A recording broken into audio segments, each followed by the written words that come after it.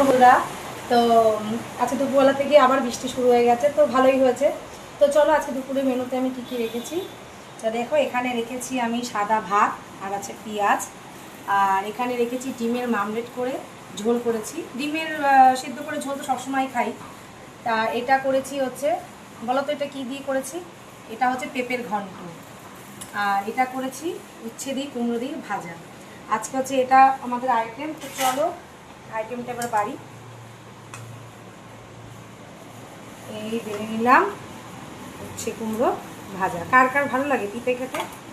আমার তো বেশ ভালো লাগে। আর এটা করেছি পেঁপে দিয়ে ঘন্ট। পেঁপেটাকে আগে ঘষণে দিয়ে ভালো করে ঘষে তারপর যেরকম বাঁধাকপি রান্না করে ওই রকম করে করেছি। এই হলো, এই হচ্ছে আমাদের। এবার আসছে ডিম।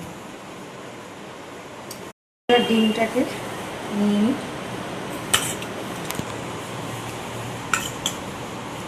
এরকম মামলেট করে ঝোল কার কার ভালো লাগে? আমার তো ভালোই লাগে। সবসময় এক খাবার তো ভালো লাগে না, এরকম করে খেলেও ভালোই লাগে।